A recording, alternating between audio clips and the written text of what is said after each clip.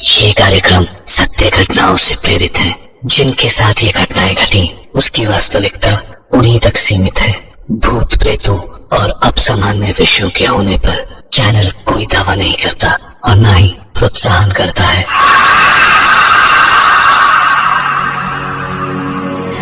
हम इंसानों को लगता है कि हम इस दुनिया को समझ गए हैं। हमने अपनी साइंस से इसकी गुत्थियां सुलझा ली हैं, पर जब भी हम ऐसा सोचते हैं, ये दुनिया कुछ ऐसी नई पहेलियां हमारे सामने रख देती है जो फिर से इंसानी समझ को छोटा साबित कर देती है। क्यों हमें उन पुरानी हवेलियों में जाने से मना किया जाता है? क्यों कहा जाता है कि दिन ढले पुराने कब्रिस्तान वाली सड़क से मत गुजरना? बड़े बूढ़ों की कई सारी बातें मिथ्या या मिथ है, या वाकई उनमें कोई राज छिपा हो सकता है।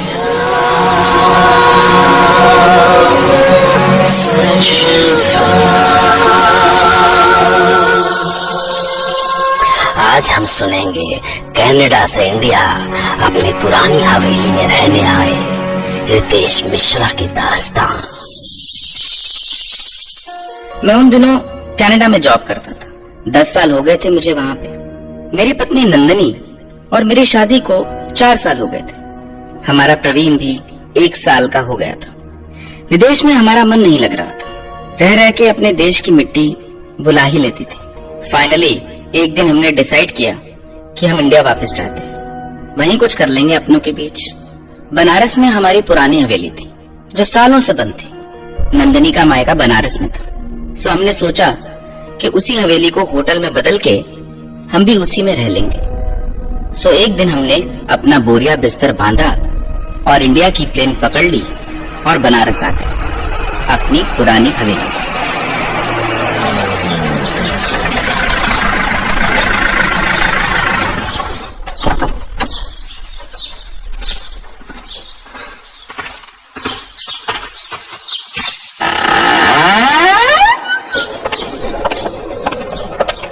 तो कैसी लगी हमारी हवेली तुम्हें? गंदी। उफ, कितनी धूल है यहाँ पे। पर कल ही तो सफाई खत्म हुई है। अब इतनी धूल तो आखिर पूरे इंडिया में होगी, इससे नहीं बच सकती। अचानक से बेसमेंट के ऊपर आने वाली सीढ़ी से 4 छोटे बच्चे लगभग 4 साल के भागते हुए आए। उन्हें देख के हम एकदम से डर गए। बंद हवेली में बच्चे कहाँ से आ सकते हैं? हम एकदम से शॉक थे। बच्चों रुको, कौन हो तुम लोग और यहाँ अंदर कैसे आए? हम तो यही रहते हैं। क्या मतलब यही रहते? साफ साफ बोलो, अंदर कैसे घुसे? और तुम्हारे माँ बाप कहाँ हैं? हाँ, हम यही रहते हैं हमेशा से। चाहे तो आके देख लो। देखो, सच बोलो, नहीं तो मैं तुम्हें पुलिस में पकड़वा दूंगा। 1 मिनट। अच्छा बच्चों, तुम्हें पता है यहाँ बाथरूम कहाँ है? हाँ, आइए ले चलते हैं। तुम बाद में लड़ लेना, मैं इन बच्चों के साथ बाथरूम होके आती हूँ। प्रवीण का डायपर भी बदलना है। तुम फिजूल में परेशान होते हो। कोई दरवाजा कहीं खुला रह गया होगा, बच्चे ही तो है। हाँ, तुम वो आओ, मैं जरा बाहर देख के आता हूँ। बच्चे नंदनी को बेसमेंट में किसी बाथरूम में ले गए। बेसमेंट में बाथरूम होगा ये सोच के थोड़ा अजीब लगा, पर पता नहीं, मैं हवेली में इससे पहले कभी आया नहीं था, तो शायद हो भी। मैं बाहर आ गया।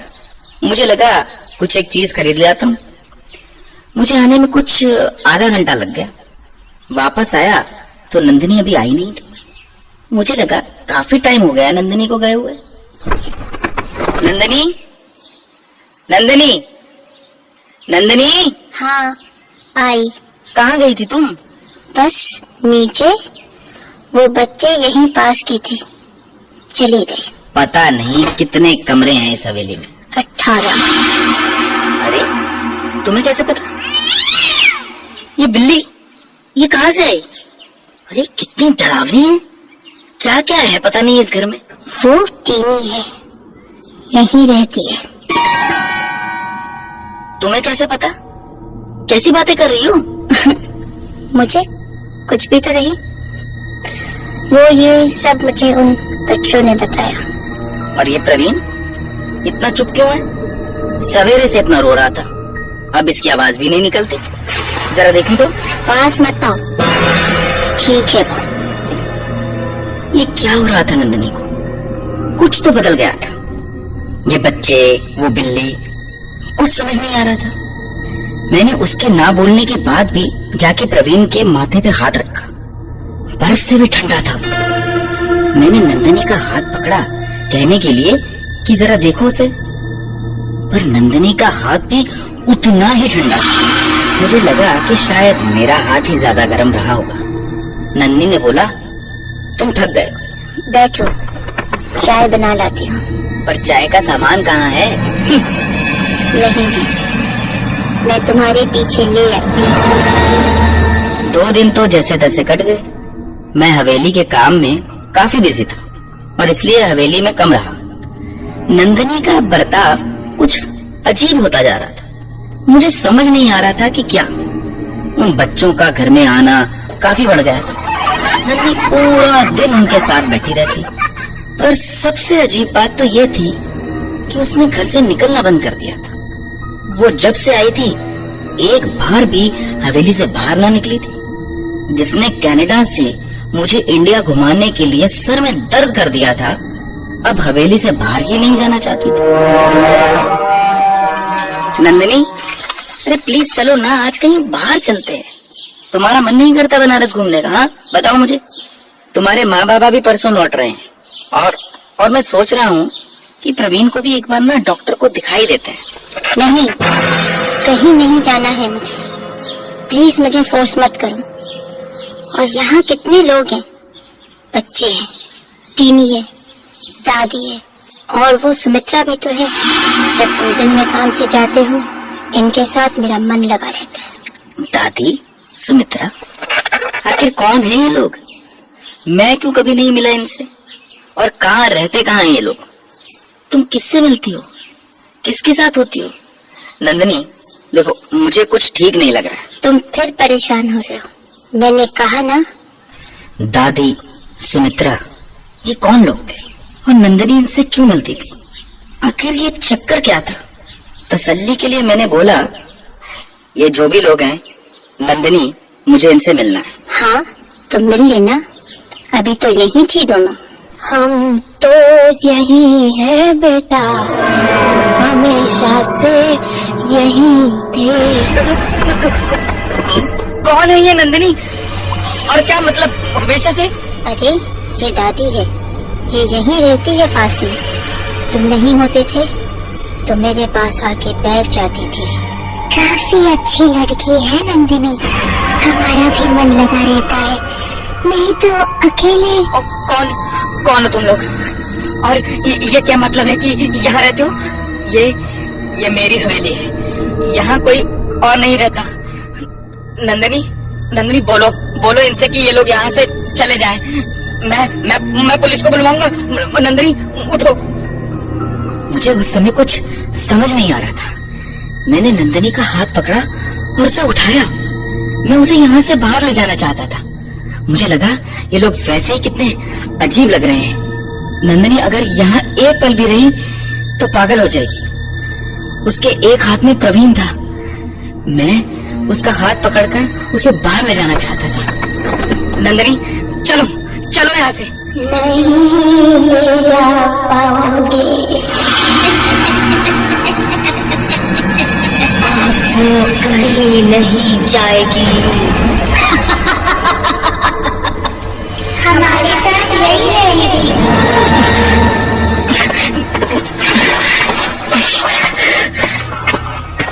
रितेश रुको, मुझे कहीं नहीं जाना। रितेश। उसके बाद कुछ ऐसा अजीब हुआ जो कि आज भी मैं विश्वास नहीं कर पाता। मैं जैसे ही नंदिनी को खींचकर बाहर के दरवाजे तक लाया, वैसे ही अचानक उसका हाथ मुझसे छूट गया। मैंने पलट कर देखा तो वो प्रवीण के साथ अंदर वाले दरवाजे पे खड़ी थी। मेरा सर चकरा रहा था कि आखिर ये हो क्या रहा था। और ये हो भी कैसे सकता है? It's not possible. तभी एक आवाज आई, बेटा, हवा को नहीं पकड़ते, वो कभी हाथ नहीं आते। आप कौन हैं? मेरा नाम परमहंस है। मैं एक योगी हूँ। जिस सवाल को लेकर तुम परेशान हो, उसका जवाब है मेरे पास। मैं बाहर आया, बाबा वहीं खड़े थे। एक अजीब सी शांति थी उनके चेहरे में। मैं उनके सामने रो पड़ा। मैंने कहा, बाबा, ये क्या हो रहा है? क्या हो क्या गया है नंदिनी को? और अभी जो ये हुआ, मेरा सत्य वास्तविकता से भी ज्यादा भयानक है। मैं जो कह रहा हूँ उसे ध्यान से सुनना। बेटा, तुम्हारी पत्नी और बच्चा अब जीवित नहीं है। उन्हें मरे 4 दिन हो चुके हैं। क्या क्या कह रहे हैं आप? आप भी उन औरतों की तरह पागल तो नहीं है? अभी तो नंदिनी मेरे साथ थी। जाइए यहाँ से। जो तुम्हारे साथ थी वो तुम्हारी पत्नी नहीं, उसकी आत्मा थी। तुम्हारी पत्नी को भी नहीं पता कि वो मर चुकी है, ना ही उसे पता चलेगा कभी। तुम्हें इस हवेली के बारे में कुछ नहीं पता। बहुत साल पहले यहाँ पे 3 बच्चों को उनकी माँ से अलग करके निर्दयता से मार दिया गया था। पर उनकी आत्माएं आज भी इस हवेली में है। जो कोई भी औरत इस हवेली में जाती है, वो बच्चे उसे अपनी माँ समझकर मार देते हैं। और सबसे बड़ी विडंबना ये है कि इस हवेली में जो मरता है, उसे भी नहीं पता होता कि वो मर चुका है। वो हमेशा इस हवेली का होकर रह जाता है। वो बूढ़ी औरत और उसकी बहू के साथ भी यही हुआ था बेटा। मैं फिर भी नहीं मानता। आओ, चलो मेरे साथ। तो मैं बाबा के साथ अंदर गया।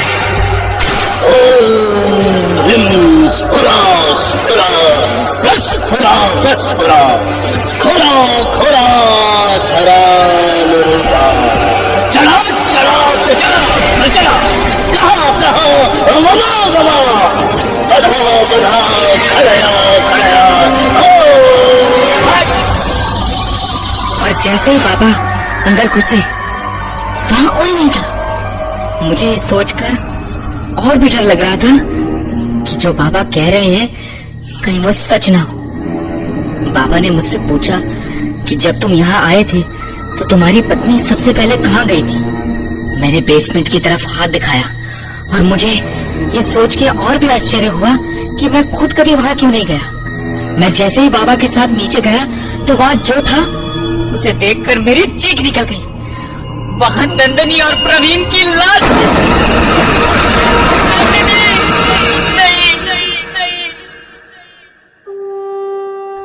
उसके बाद मुझे कुछ भी याद नहीं। मैं बेहोश हो गया था। काफी दिनों तक मैं हॉस्पिटल में था। डॉक्टर्स ने कहा कि मैं सीवियर ट्रॉमा में था। नंदिनी और प्रवीण की अस्थियां मेरा इंतजार कर रही थी। मैं उन्हें वहीं गंगा में विसर्जित कर कनाडा वापस आ गया। हवेली मैंने गिरवा दी। मेरी दुनिया हमेशा के लिए उजड़ चुकी थी।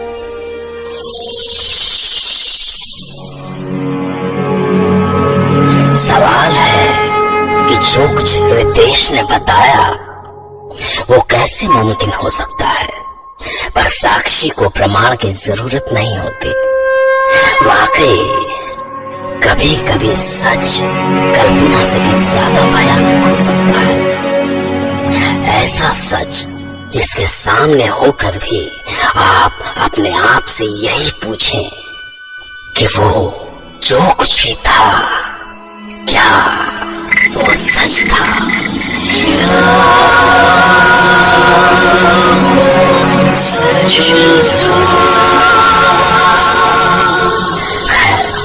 मैं डॉक्टर नागर कल रात आपसे फिर मिलूंगा एक नई सच्ची घटना के साथ। तब तक के लिए take care of your mind. Good night and good luck.